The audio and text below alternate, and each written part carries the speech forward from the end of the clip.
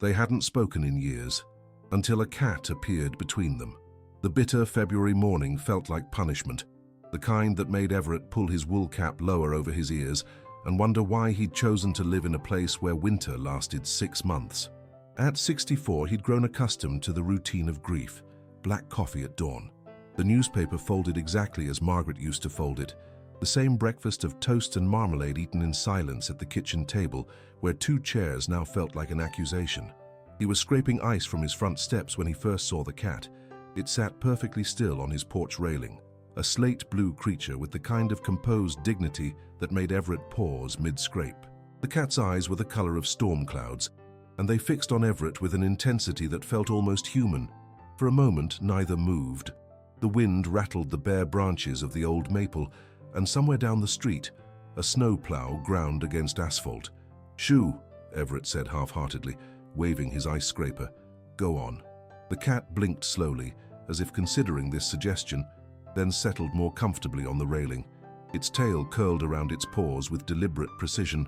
Everett had never been a cat person.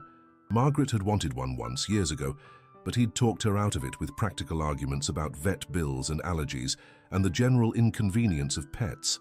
Now, watching this uninvited guest survey his domain with quiet authority, he felt a stab of regret sharp as the morning air. "I don't have food for you," he said, though he found himself speaking more gently than he'd intended. "You'd better find somewhere else to go." The cat remained unmoved.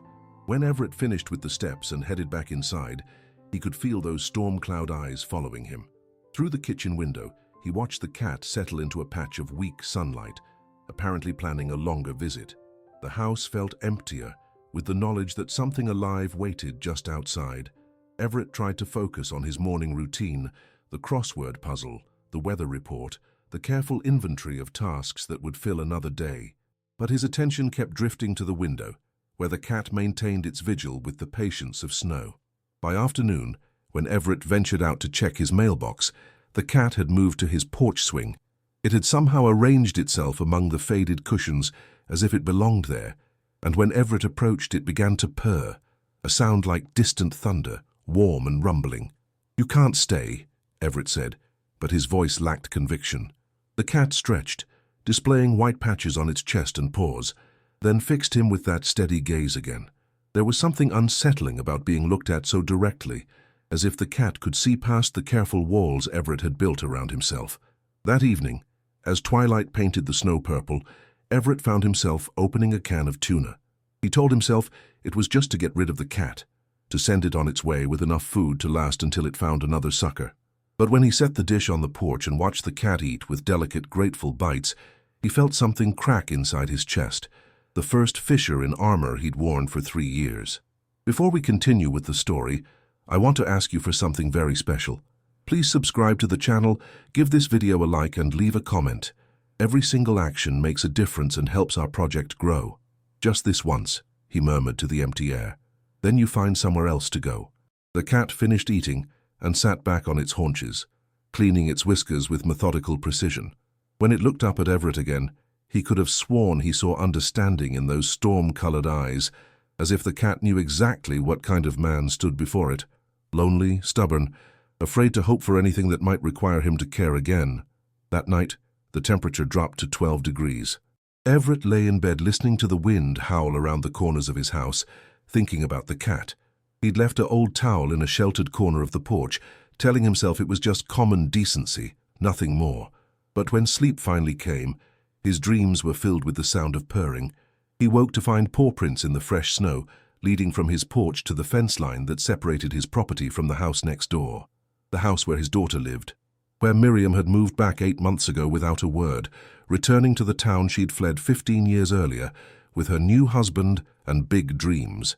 Everett hadn't spoken to her since the funeral. Pride, he told himself. She'd made her feelings clear when she'd stood at her mother's graveside, with tears streaming down her face, refusing to look at him, refusing to speak to the man she blamed for Margaret's final bitter years. The cat appeared again at breakfast time, sitting by the back door as if it had been invited. When Everett opened the door, it walked inside with the confidence of ownership, sniffing delicately at the corners and settling near the radiator with a satisfied sigh. "This isn't permanent," Everett said, but he was already reaching for another can of tuna. The cat ignored this disclaimer and began exploring the house with quiet curiosity. It paused at the mantelpiece where Margaret's photograph sat among gathering dust, then continued its inspection with the thoroughness of a new tenant checking for lease violations. In the afternoon, while Everett dozed in his recliner with a book open on his chest, the cat disappeared.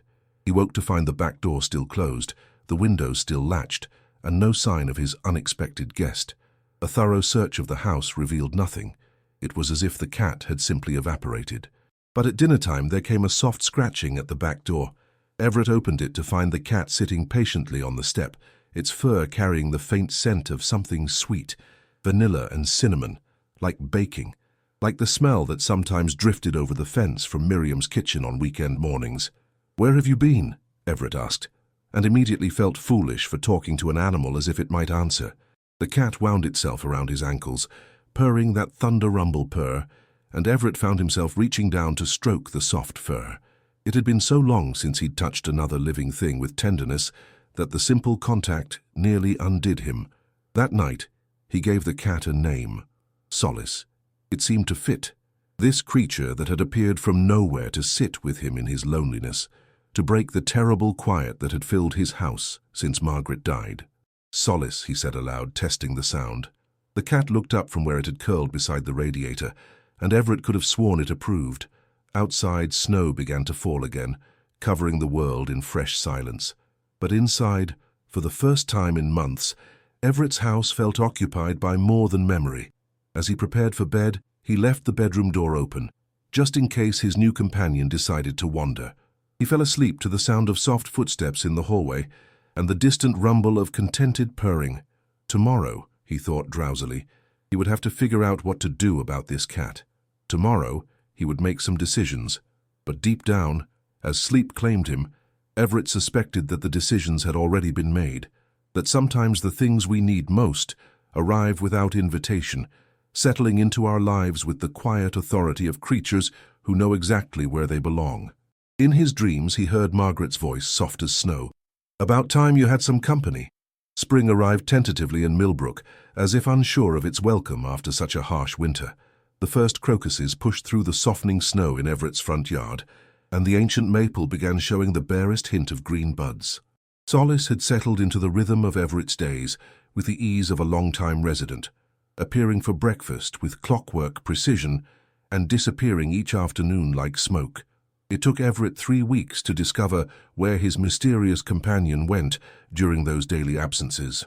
On a particularly warm Tuesday in April, curiosity finally overcame his usual reluctance to venture beyond his own property lines.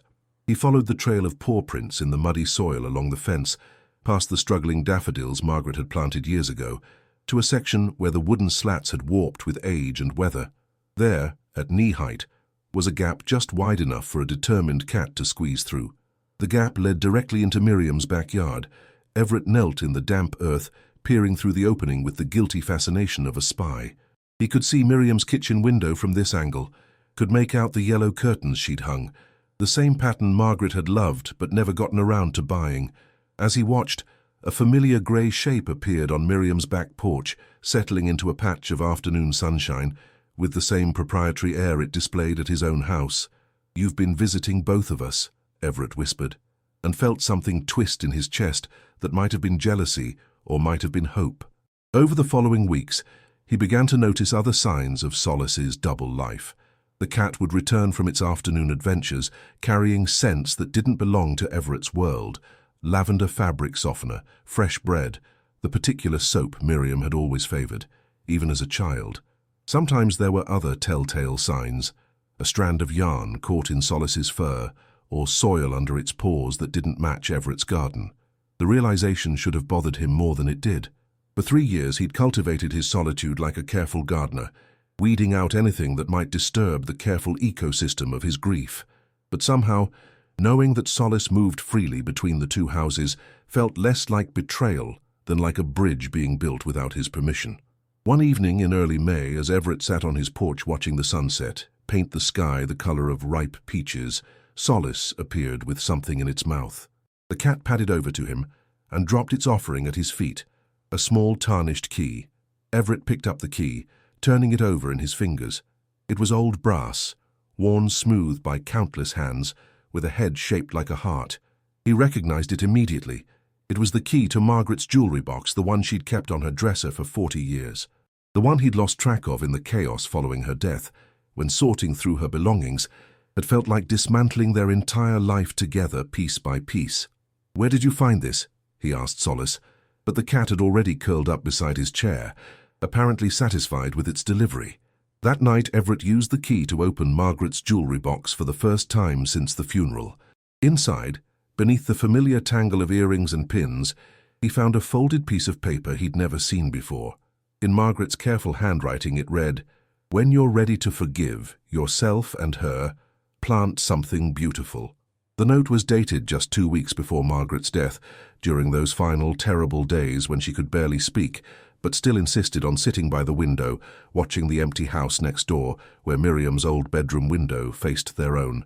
Everett sat for a long time with the note in his hands, remembering things he'd tried to forget. The fight that had driven Miriam away 15 years ago, his stubborn refusal to support her decision to leave her teaching job and go back to school for her master's degree, his fear that she was making a mistake, his certainty that he knew what was best for her, the harsh words that had followed, pride clashing against pride, until something irreparable had broken between them. Margaret had tried to mediate, tried to build bridges, but Everett had been too angry, too hurt by what he saw as Miriam's rejection of everything he'd worked to give her. Even when Miriam had graduated summa cum laude, even when she'd landed the museum job she'd dreamed of, even when she'd married David in a small ceremony that Everett and Margaret had attended in frozen silence, the walls between them had remained. And then Margaret got sick, and suddenly there wasn't time to fix anything. By the time the cancer was diagnosed, it was already too late for treatment, too late for grand reconciliations. Margaret had called Miriam herself, voice shaking with morphine and determination, begging her daughter to come home one last time. Miriam had come. She'd sat by her mother's bedside for 3 days, holding her hand and whispering stories about her work, her travels, her life that Everett knew almost nothing about. But she'd barely looked at him, and when Margaret died on that grey October morning, Miriam had stood at the funeral like a stranger, tears streaming down her face as she said goodbye to the mother she'd lost, and the father she'd never quite found again. The next morning, Everett found Solace sitting by the gap in the fence, looking expectantly between his yard and Miriam's. The cat meowed once, a clear, questioning sound, then squeezed through the opening and disappeared. When Solace returned that evening, there was dirt under its claws and the scent of fresh earth in its fur. Everett followed the cat to his neglected garden bed, the one Margaret had tended so carefully until her illness made it impossible. There, in the rich soil, someone had planted a small tomato seedling. Everett's throat tightened. Miriam had always loved helping with the garden when she was small, had begged each spring to be allowed to plant her own row of tomatoes. He'd taught her how to dig the holes just so, how to water gently, how to tie the growing vines to stakes when they got tall enough. Over the following days, more seedlings appeared. Peppers, zucchini, herbs. Someone was restoring Margaret's garden with careful precision, working only while Everett was away at his weekly grocery runs or his occasional visits to the library. He began timing his errands differently, hoping to catch the mysterious gardener, but somehow his schedule and theirs never seemed to align. It was Solace who finally provided the connection Everett couldn't make himself. On a warm Saturday morning in late May, as Everett sat on his porch with his coffee and newspaper, Solace appeared from the direction of Miriam's yard, carrying a folded piece of paper in its mouth. The cat deposited the paper at Everett's feet, then sat back expectantly. The paper was a page torn from a gardening magazine, with an article about companion planting circled in familiar handwriting. In the margin, someone had written, "Marigolds keep the aphids away. Mom always planted them with the tomatoes." Everett's hands shook as he read the note. It was the first direct communication he'd had with his daughter in 3 years, and it felt like a door opening just a crack, not enough to walk through, but enough to let in light. That afternoon he drove to the garden center and bought 6 packs of marigold seedlings. He planted them carefully around the tomatoes, following the pattern Margaret had always used, the one she'd taught Miriam all those years ago. As he worked, Solace supervised from a sunny spot nearby, occasionally offering encouragement in the form of soft trills and purrs. When he finished, the garden looked more alive than it had since Margaret's death. The late afternoon sun caught the bright orange and yellow blooms, and for a moment, Everett could almost see his wife kneeling beside him, could almost hear Miriam's childhood laughter as she helped by getting more dirt on herself than on the plants. That evening, as the sky deepened to purple and the first stars appeared, Everett heard something he hadn't heard in years, the sound of someone crying on the other side of the fence. Solace heard it too. The cat's ears pricked forward, and without hesitation it slipped through the gap in the fence toward the source of the sound. Everett found himself following, crouching beside the weathered boards and peering through the gap. Miriam sat on her back steps, her face buried in her hands, shoulders shaking with silent sobs. Even in the gathering darkness, Everett could see how thin she'd gotten, how the confident young woman who'd left 15 years ago had been worn down by whatever losses had brought her back to Millbrook. Solace approached her cautiously, then pressed against her legs with gentle insistence. Miriam looked up, startled, and saw the cat's familiar grey form in the dim light. "Oh," she whispered, reaching down to stroke Solace's fur. "It's you again. Where did you come from, little one?" Her voice was hoarse with crying, and Everett felt his heart crack open like an egg. This was his little girl, the daughter he'd pushed away with his stubborn pride and fear, the child who'd once brought him dandelions and called them flowers, who'd insisted on reading him bedtime stories when she was barely old enough to sound out the words herself. Solace settled beside Miriam on the steps, purring loudly enough that Everett could hear it through the fence. The cat's presence seemed to calm her, and gradually her tears stopped. She sat stroking Solace's fur, whispering words Everett couldn't quite catch. When she finally went inside, Solace remained on the steps for a long moment, as if making sure she was truly all right. Then the cat rose and padded back through the gap in the fence, settling beside Everett with a look that seemed almost accusatory. "I know," Everett said quietly. "I know she's hurting, but I don't know how to fix this. I don't know how to take back 15 years of being too proud to admit I was wrong." Solace meowed once, soft but insistent, then walked toward the house. At the door, the cat turned back to look at Everett with those storm-colored eyes, and something in that gaze reminded him of Margaret's voice. "When you're ready to forgive, yourself and her, plant something beautiful." He'd planted the marigolds. It was a start, but as he followed Solace inside and prepared for another sleepless night, Everett wondered if it would ever be enough to bridge the canyon that 15 years of silence had carved between him and his daughter. Outside, the garden settled into darkness, tomatoes and marigolds growing side by side in the rich earth, and somewhere in the space between one house and another, hope took root like the smallest of seedlings, fragile but determined to grow. June brought the kind of heat that made the asphalt shimmer and sent most of Millbrook's residents indoors during the afternoon hours. But Everett found himself spending more time in his garden, drawn by the miracle of green things growing where there had been only emptiness. The tomatoes were already showing small yellow flowers, and the marigolds blazed like tiny suns in the morning light.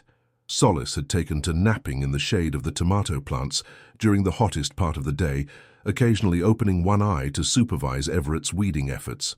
The cat had grown sleeker and more confident over the past months, its grey coat developing a silver sheen that caught the light like silk. Sometimes Everett caught himself talking to Solace as he worked, sharing observations about the weather or complaints about the neighbor's barking dog, and was surprised by how natural it felt to have a companion again.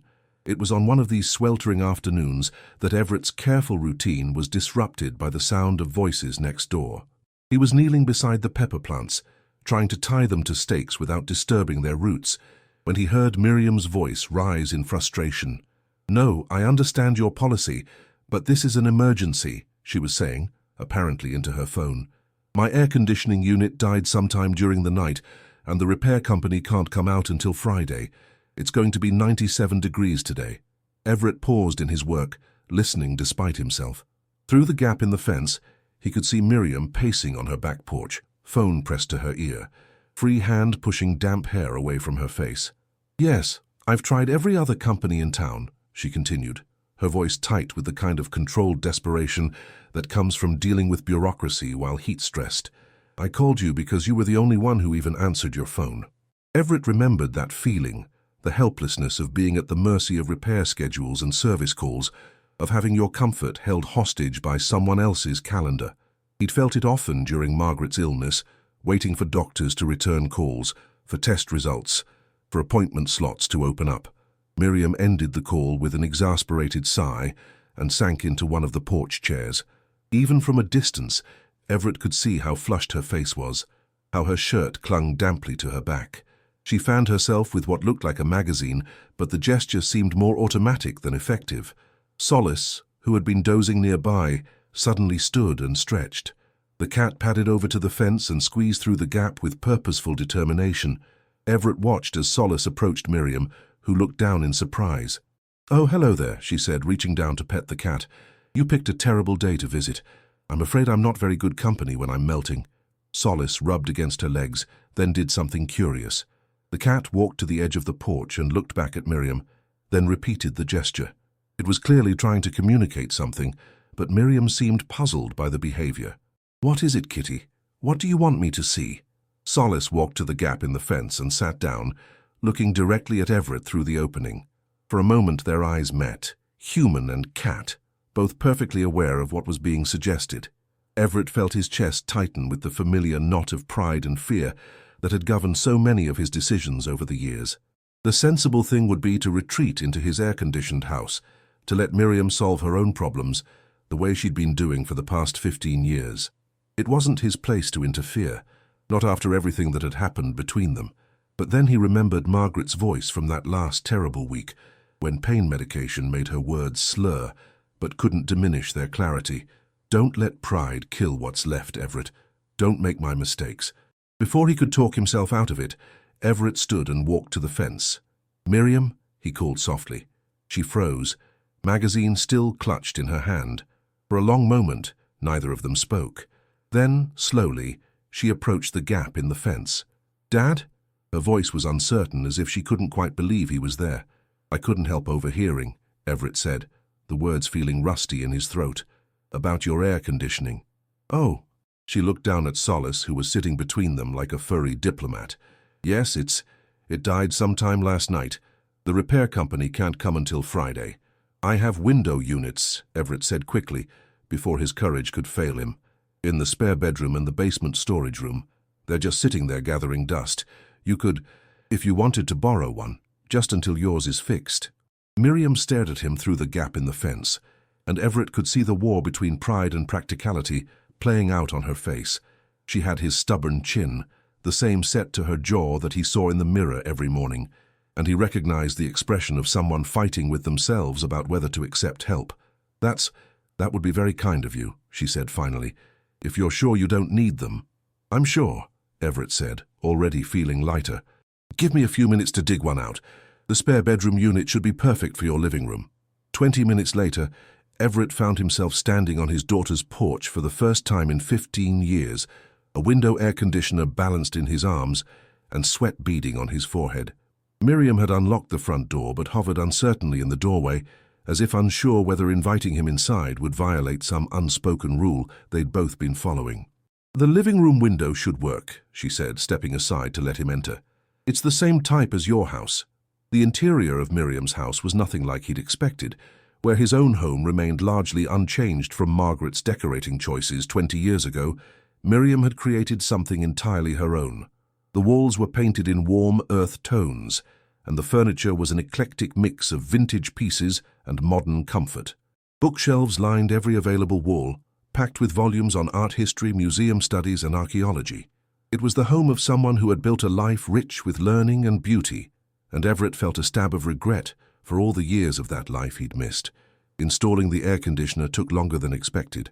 The window frame had swollen with heat and humidity, and it required both of them working together to wrestle it open wide enough. They didn't talk much during the process, but their movements gradually synchronized, Everett holding the unit steady while Miriam adjusted the brackets, both of them pushing against the stubborn window frame until it finally yielded. When the unit finally hummed to life, sending blessed cool air into the stifling room, Miriam sank onto her couch with visible relief. "Thank you," she said, and the simple words carried weight that had nothing to do with air conditioning. "You didn't have to do this." Everett wiped his hands on his pants, suddenly self-conscious about the sweat stains on his shirt, and the way 15 years seemed to hang between them like a curtain. Margaret always said we should look out for our neighbours. The mention of her mother's name made something flicker across Miriam's face. Grief, regret, something too complex to name. She looked down at her hands, and Everett noticed that she wasn't wearing a wedding ring anymore. How are you doing?" she asked hesitantly, as if testing the waters of conversation. Since Mom died, I mean." The question hit him harder than he'd expected. For 3 years, people had asked him versions of that same question, and he'd developed a standard response. Getting by, or taking it one day at a time, or other polite deflections that kept the reality at arm's length. But looking at Miriam now, seeing the genuine concern in her eyes despite everything between them, he found himself answering honestly. "Some days are harder than others," he said.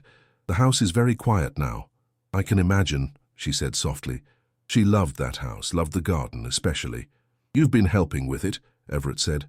It wasn't quite a question. Miriam's cheeks reddened slightly. "I hope you don't mind. I saw how overgrown it had gotten, and I remembered how proud she was of it. I thought maybe she would have wanted—" "She would have," Everett assured her quickly. "She always said you had the best instincts for what to plant where." A small smile crossed Miriam's face, the first genuine expression of pleasure he'd seen from her. "I remember those Saturday mornings when she'd let me help. I thought I was so important, carrying the watering can." "You were important," Everett said, and meant it. "You made her so happy working beside her like that." For a moment, the years seemed to fold back on themselves, and he could almost see the little girl who had insisted on wearing gardening gloves that were 3 sizes too big for her hands, who had chatted non-stop about the flowers they were planting and whether the earthworms were happy in their new homes. Solace chose that moment to appear from wherever cats disappear to, padding into the living room with the satisfied air of a creature whose plan had come together perfectly. The cat surveyed the scene, the humming air conditioner, the 2 humans sitting in the same room for the first time in years, and settled on the coffee table with obvious approval. "This cat," Miriam said, reaching out to stroke Solace's fur, "has been my constant companion since I moved back. Shows up every afternoon like clockwork, keeps me company while I grade papers or work on my research." "Grade papers?" Everett asked. "I'm teaching at the community college now," Miriam explained. "Art history and basic archaeology. It's not what I thought I'd be doing at this point in my life, but it's good work, important work." There was something in her voice that suggested a story behind those words, a gap between expectations and reality that Everett recognized all too well. He wanted to ask more, wanted to understand what had brought her back to Millbrook, but sensed that pushing too hard too fast might shatter this fragile moment of connection. Instead, he said, "Margaret would have been proud. She always said you had a gift for explaining things, for helping people understand complicated ideas." Miriam's eyes brightened with tears she didn't let fall. "She wrote to me, you know, near the end. Told me about your garden, about how you'd started volunteering at the library. She was proud of you too." The admission hung between them, precious and painful. Everett hadn't known about the letters, hadn't known that Margaret had maintained contact with Miriam during those final months, when every day had been a struggle just to keep her comfortable. "I wish," he began, then stopped, not sure how to finish the sentence. "I wish I hadn't been so stubborn. I wish we hadn't lost so much time. I wish I knew how to be your father again." "I know," Miriam said softly, as if she'd heard the unfinished thoughts. "Me too." Solace stretched and yawned, apparently satisfied with the progress being made. The cat jumped down from the coffee table and padded over to the window where the air conditioner's cool breeze ruffled its fur. "I should let you get settled," Everett said, standing reluctantly. "If you need help with the unit, or if it gives you any trouble." "Thank you," Miriam said, walking him to the door, "for the air conditioner and for coming over. I know it wasn't easy." At the door they both hesitated, caught between the impulse to hug and the uncertainty of whether such intimacy was allowed after so many years of silence. In the end they settled for a brief touch of hands, fingers barely brushing, but even that small contact felt like a bridge being built. "Take care of yourself," Everett said. "You too, Dad." The word Dad hit him like a gift he'd given up hoping for. As he walked back across the yard to his own house, Everett felt something shift in his chest, some long-held tension beginning to ease. It wasn't forgiveness yet, wasn't a full reconciliation, but it was a beginning. That evening, as he sat on his porch watching the stars come out, Solace appeared and settled beside his chair. The cat's fur still carried the scent of Miriam's house, a mix of books and coffee, and the vanilla candles she'd apparently inherited from her mother. "Thank you," Everett whispered to the cat, reaching down to scratch behind its ears. "I couldn't have done that without you." Solace purred and closed its eyes, apparently satisfied with the day's work. And as the night settled around them, Everett found himself thinking about tomorrow, about the garden that would need watering, about the possibility that his daughter might wave to him over the fence. For the first time in years, tomorrow felt like something to look forward to, rather than simply endure. July arrived like an unwelcome guest, bringing with it the kind of oppressive heat that made the very air shimmer with menace. The thermometer on Everett's back porch registered 98 degrees by 10 in the morning, and the weather forecast promised no relief for the rest of the week. In the garden, even the hardy marigolds drooped their bright heads in surrender, and the tomato plants, despite Everett's careful attention to watering, showed signs of stress. It was on the third day of this heat wave that Solace stopped eating. Everett first noticed it at breakfast time, when the cat approached its food bowl with typical feline precision, but then simply sat beside it, making no move to eat. The wet food, Solace's favorite salmon pâté, remained untouched as the morning wore on, unusual enough to make Everett check the expiration date and open a fresh can. But Solace showed no interest in the replacement meal either, instead retreating to its favorite spot under the kitchen table, where the tile floor offered the coolest surface in the house. Just the heat, Everett told himself, remembering how his own appetite disappeared during summers like this. But when Solace refused dinner as well, and spent the evening lying motionless beside the radiator despite the temperature, worry began to gnaw at Everett's chest like a physical pain. The next morning brought no improvement. Solace managed a few laps of water but turned away from food entirely, and when Everett tried to coax the cat with treats and gentle encouragement, Solace looked at him with eyes that seemed dimmed, as if some essential light had been turned down. By afternoon, Everett's worry had crystallized into something closer to panic. He found himself pacing from room to room, checking on Solace every few minutes, his hands fluttering uselessly over the cat's still form. He tried calling the veterinary clinic in town, but the receptionist informed him that Dr. Martinez was booked solid and couldn't fit in an emergency appointment until the following week. "Unless it's life-threatening," she added with professional sympathy, "in which case you could try the emergency clinic in Riverside, about 40 minutes away."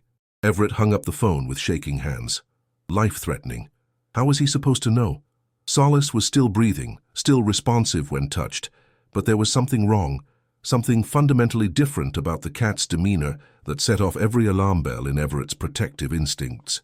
It was while he was Googling cat not eating symptoms on his ancient computer that he heard the sound of a car door slamming next door. Through his kitchen window he could see Miriam getting out of her small sedan, her movements quick and agitated. She was dressed professionally, a light blue blouse and dark slacks that spoke of important meetings or interviews, but her hair was disheveled and her posture spoke of exhaustion. Everett watched as she fumbled with her keys at the front door, dropping them once and muttering something he couldn't quite hear. When she finally got inside, he could hear her voice through the thin summer air, though not the words. She seemed to be on the phone, and from her tone, the conversation wasn't going well. Under normal circumstances, Everett would have minded his own business. But these weren't normal circumstances. Solace, who had spent equal time in both houses over the past months, was sick, and Miriam had as much right to know as he did. Before he could lose his nerve, Everett walked to the gap in the fence and called softly, "Miriam?" The conversation inside stopped abruptly. A few moments later, Miriam appeared at her back door, phone still in her hand. Her face was flushed, and he could see the telltale shine of frustrated tears in her eyes. "Dad, is everything all right?" "It's Solace," Everett said, the words coming out in a rush. "The cat that's been visiting you. He's sick, won't eat, barely moving. I don't know what to do." The change in Miriam's expression was immediate and complete. The professional mask slipped away, replaced by genuine alarm and concern. "How long has he been like this?" she asked, already moving toward the fence. "Since yesterday morning. I called the vet, but they can't see him until next week unless it's an emergency, and I don't know if—" Everett's voice broke slightly. "I don't know if it is." Miriam squeezed through the gap in the fence, with an agility that reminded Everett painfully of the child she'd been, always climbing over obstacles instead of going around them. She followed him into his house without hesitation, her earlier troubles apparently forgotten in the face of this crisis. Solace lay curled in a tight ball beside the kitchen radiator, looking smaller and more fragile than Everett had ever seen him. Miriam knelt beside the cat, her hands gentle but confident as she examined him. "He's dehydrated," she said after a moment, her voice taking on a clinical calm that surprised Everett. "Feel here, along his scruff. The skin should snap back immediately when you pinch it, but his is staying tented. And look at his gums, they should be pink, but they're almost white. Before we continue with the story, I want to ask you for something very special. Please subscribe to the channel, give this video a like, and leave a comment. Every single action makes a difference and helps our project grow." "How do you know all this?" Everett asked, crouching beside her. "David was a veterinarian," Miriam said simply, then seemed to realize she'd mentioned her ex-husband for the first time. Before everything fell apart, I spent a lot of time at his clinic. Picked up some things." She was quiet for a moment, stroking Solace's fur with careful fingers. The cat's breathing was shallow but steady, and when Miriam spoke his name, his ears twitched in recognition. "We need to get him to an emergency clinic," Miriam said decisively. "The dehydration alone could kill him, especially in this heat, and there might be something else going on that we can't see."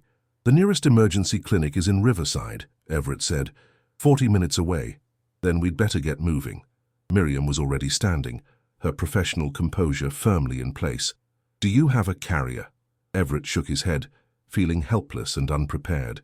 He'd never owned a cat before Solace, had never needed to think about carriers or emergency veterinary care. "It's okay," Miriam said. "We can wrap him in a towel. I'll drive. My car has better air conditioning, and I know the way to Riverside."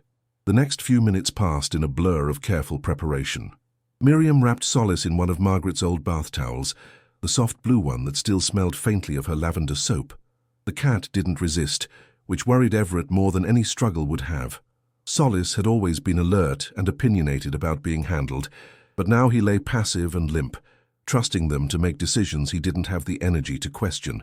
The drive to Riverside was the longest 40 minutes of Everett's life.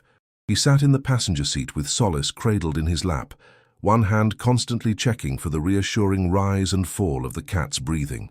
Miriam drove with focused intensity, her knuckles white on the steering wheel, taking corners and merging into traffic with the controlled urgency of someone who understood that minutes might matter.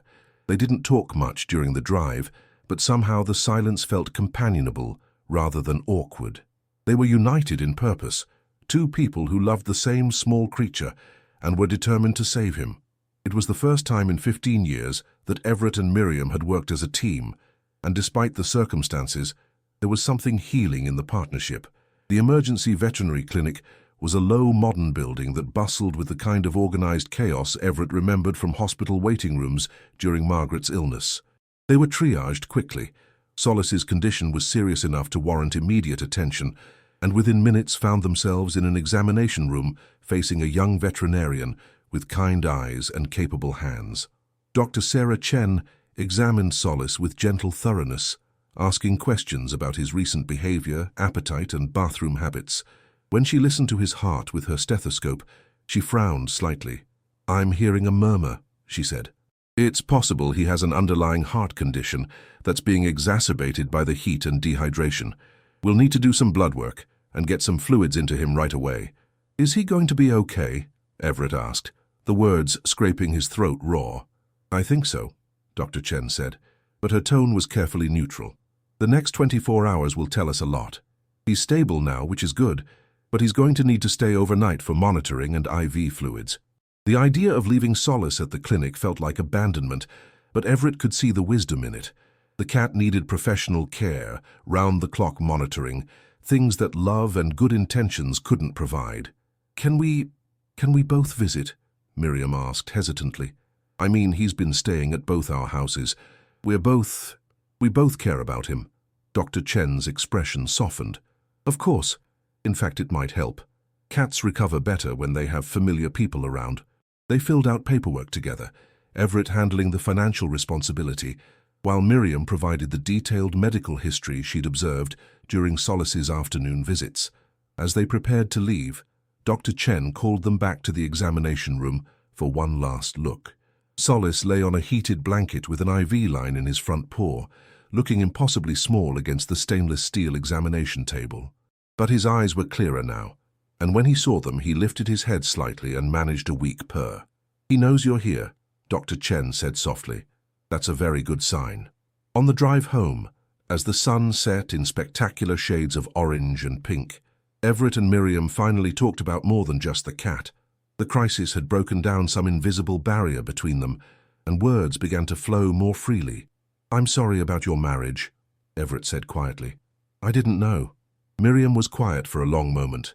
"David was a good man," she said finally, "but we wanted different things. He wanted to expand the practice, maybe start a family. I wanted to travel, to continue my research. We tried to compromise, but some differences are too fundamental to bridge. Do you regret it? The divorce?" "Sometimes," Miriam admitted, "but not as much as I regret the 15 years we lost. You and me, I mean. All the holidays, all the phone calls we didn't make, all the letters I started writing but never sent." Everett felt tears prick his eyes. "I wrote letters too. Must have written 100 of them over the years. Never sent a single one." "What would they have said?" Miriam asked softly. "That I was sorry," Everett said without hesitation. "That I was wrong to try to control your life, wrong to think I knew what was best for you. That I was proud of everything you accomplished, even if I was too stubborn to say so. That I missed my little girl." Miriam pulled into his driveway and turned off the engine, but neither of them moved to get out. The evening air was still oppressive, but inside the car felt like a sanctuary. "I missed you too, Dad," she said, her voice thick with unshed tears. "I missed the way you used to read me bedtime stories, even when I was way too old for them. I missed your terrible jokes and the way you always knew exactly what to say when Mom was having one of her worried spells. I missed having a father." "You still have a father," Everett said, turning to face her fully. "If you want one, if you can forgive a stubborn old man for taking 15 years to figure out what really matters." Miriam reached across the console and took his hand, her fingers warm and familiar despite all the years between them. "Only if you can forgive your daughter for being just as stubborn." They sat in the cooling car as darkness fell around them, holding hands and talking about everything and nothing. Miriam's work at the college, Everett's volunteer hours at the library, their shared worry about Solace, their tentative hope that maybe it wasn't too late to rebuild what they'd broken. When they finally went inside, Everett made coffee, and Miriam found Margaret's old photo albums. They spread them across the kitchen table and remembered together. Birthday parties and Christmas mornings, family vacations and ordinary Tuesday evenings that had seemed unremarkable at the time, but now felt precious beyond measure. "She would have loved this," Miriam said, pointing to a picture of the three of them in the garden. Miriam, no more than 8 years old and covered in dirt, grinning proudly beside a row of crooked tomato plants. "Mom always said that family was like a garden. It needed tending, but it was worth the work." "She was right," Everett said, looking at his daughter's face in the lamplight. She usually was. That night, for the first time in years, Everett's house didn't feel empty. As they prepared for bed, Miriam insisting on staying in case the clinic called with news about Solace, he realized that the healing he'd been seeking wasn't just about forgiveness or pride or the passage of time. Sometimes it took a crisis to remind you what really mattered. Sometimes it took almost losing something precious to understand how much it meant to you.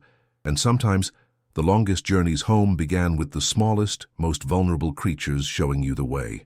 The call came at 6:30 in the morning, jolting Everett from the deepest sleep he'd had in months. Dr. Chen's voice was warm with good news. Solace had responded well to the IV fluids and medication. His blood work showed improvement, and while the heart murmur was still present, it appeared to be mild and manageable with proper care. "You can pick him up this afternoon," she said. "He'll need a special diet and regular checkups, but I expect him to make a full recovery." Everett found Miriam already awake in the kitchen, nursing a cup of coffee and staring out at the garden, where the morning sun was just beginning to touch the tomato plants.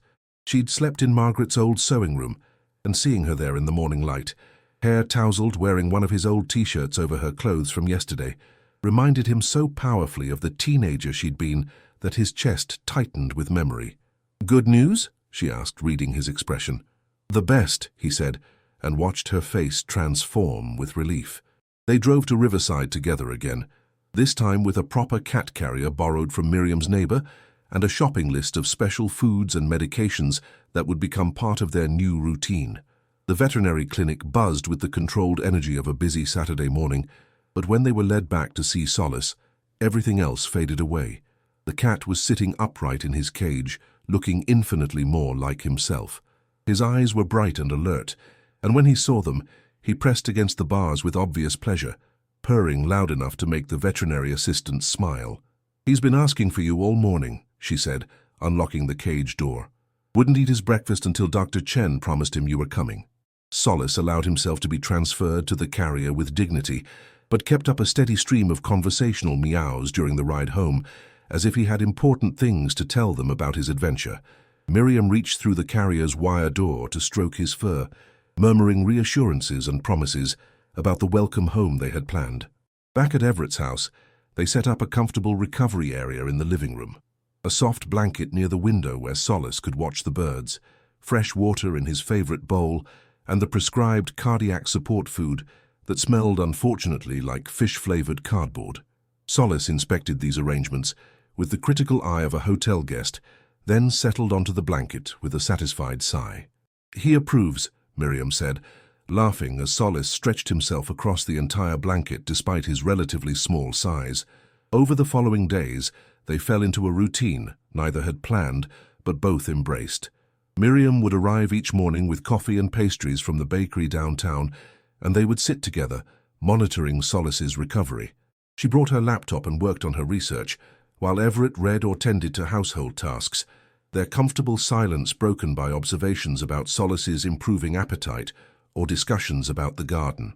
It was during one of these quiet mornings that Miriam made an announcement that would change everything. "I've been thinking," she said, looking up from her computer screen, "about the house." Everett paused in his reading. "Your house?" "It was never really mine," Miriam said carefully. "I've been renting it from Mrs. Henderson since I moved back. Month to month, nothing permanent. I kept thinking I was just passing through, that I'd figure out where I really belonged and move on." Something in her tone made Everett set down his newspaper entirely. "And now I think maybe I've been looking for home in all the wrong places," she said. "The college offered me a full-time position yesterday. Department chair starting in the fall. It would mean staying in Millbrook permanently." "That's wonderful news," Everett said, and meant it. "You've always been a natural teacher. The thing is," Miriam continued, her words coming faster now, "I can't afford to buy Mrs. Henderson's house, not on a professor's salary, and I was thinking, this house is way too big for one person. It has that lovely spare room upstairs, and Mom's old studio space that's just gathering dust." She trailed off, but Everett understood what she was asking. The idea of sharing his space, of having his careful solitude disrupted by another person's presence, should have terrified him. For 3 years, he'd guarded his routines and his grief like precious resources. But looking at his daughter now, really looking at her for the first time in 15 years, he saw not an intrusion, but a completion. "Are you asking if you can move back home?" he said gently. Miriam's cheeks reddened. "I know it's a lot to ask. We've been getting along well this week, but living together day to day would be different. And I'm not the same person I was when I left. I have my own way of doing things, my own schedule." "Neither am I," Everett interrupted. "The same person, I mean. Maybe that's not such a bad thing." They talked through the practical details over the next several days, working out everything from household expenses to bathroom schedules, with the careful attention of diplomats negotiating a treaty. But beneath the logistics, something deeper was being rebuilt. Not just their relationship as father and daughter, but their understanding of what family could be. The day Miriam officially moved in was chaos of the best kind. Her friend from the college arrived with a borrowed truck, and they spent hours carrying boxes and furniture, rearranging rooms, and figuring out how to blend 2 separate lives into one shared space. Solace supervised the entire operation from his recovery blanket, occasionally offering commentary in the form of encouraging chirps or disapproving meows when furniture was placed in spots he deemed unsuitable. Margaret's old studio became Miriam's home office, filled with archaeological journals and research materials. The spare bedroom was transformed with Miriam's books and artwork, becoming unmistakably hers, while somehow fitting seamlessly into the house's existing character. Most importantly, the kitchen, which had been Everett's solitary domain for so long, became a place of shared meals and easy conversation. That first evening, As they sat on the porch watching the sunset paint the sky in shades of gold and rose, Everett felt a peace he hadn't experienced since Margaret's death. Solace lay stretched across both their laps, purring contentedly as they took turns stroking his fur. The garden stretched before them, heavy with the promise of ripe tomatoes and the bright courage of still-blooming marigolds. "I keep expecting her to come around the corner," Miriam said quietly, and Everett knew she meant her mother. "She's here," he said with certainty. "In the garden, in the way you hum while you're cooking, in that cat who somehow knew exactly what we needed. She's here." As summer faded into autumn, their new life together found its rhythm. Miriam threw herself into her work at the college, coming home with stories about her students and exciting discoveries in her research. Everett continued his volunteer work at the library, but now he had someone to share the interesting books he discovered, someone who understood his delight in helping patrons find exactly the story they needed. Solace thrived in his role as the household's supervisory manager. His heart condition required daily medication and regular checkups, but he showed no signs of slowing down. If anything, he seemed to take his brush with mortality as a reminder to live fully, napping in sunbeams, chasing leaves in the garden, and maintaining his self-appointed duty as mediator whenever father and daughter had the occasional disagreement about household matters. The first snow came early that year, coating the world in pristine white just after Thanksgiving. Everett woke to find Solace sitting by the bedroom window, watching the flakes fall with the fascination of a creature who understood the cyclical nature of seasons. Downstairs, he could hear Miriam moving around the kitchen, preparing coffee and humming something that might have been a Christmas carol. Over breakfast, they made plans for the day. Grocery shopping for the dinner party Miriam was hosting for her colleagues, a stop at the library to return books, perhaps a visit to the Christmas tree farm on the outskirts of town. Simple plans, the kind that families make without thinking, but precious to Everett because they represented something he'd thought lost forever. "You know," Miriam said as she buttered her toast, "I was thinking about Mom's Christmas ornaments. They're still in the attic, aren't they? Unless the mice have gotten to them," Everett said. "Would you like to get them down?" "I think she'd want us to," Miriam said. "I think she'd want the house to feel like Christmas again." That afternoon, they climbed into the dusty attic together, sorting through boxes that held the accumulated treasures of 4 decades. Margaret's Christmas decorations were wrapped in tissue paper and stored with the meticulous care she'd brought to everything she loved. Hand-blown glass ornaments from their early marriage when money was tight, but hope was abundant. Craft projects Miriam had made in elementary school, the angel that had topped their tree since the year Miriam was born. As they unwrapped each ornament, memories surfaced like photographs coming into focus. Miriam told stories Everett had forgotten, the year she'd tried to stay awake to catch Santa and had fallen asleep under the tree instead.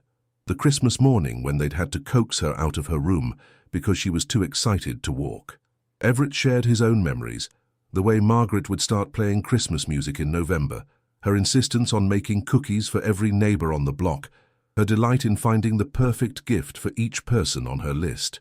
When they carried the boxes downstairs, Solace immediately began investigating, sniffing delicately at ornaments and batting playfully at loose ribbons.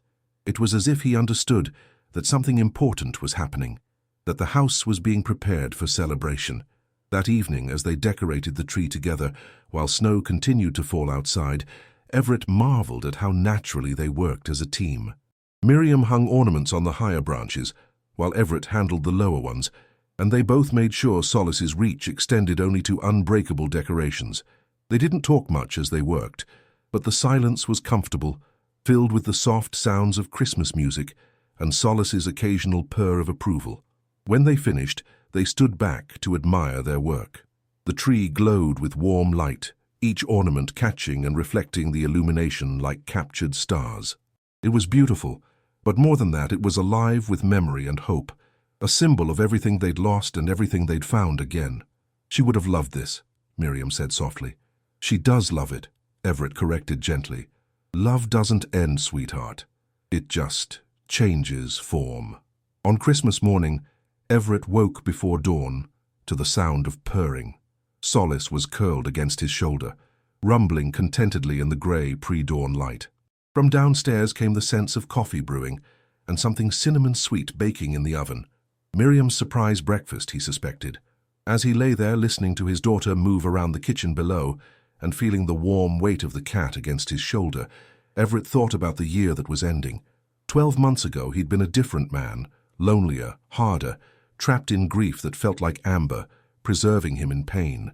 The arrival of one small determined cat had changed everything, had shown him that love didn't have to end with loss, that families could be rebuilt even after they'd been broken.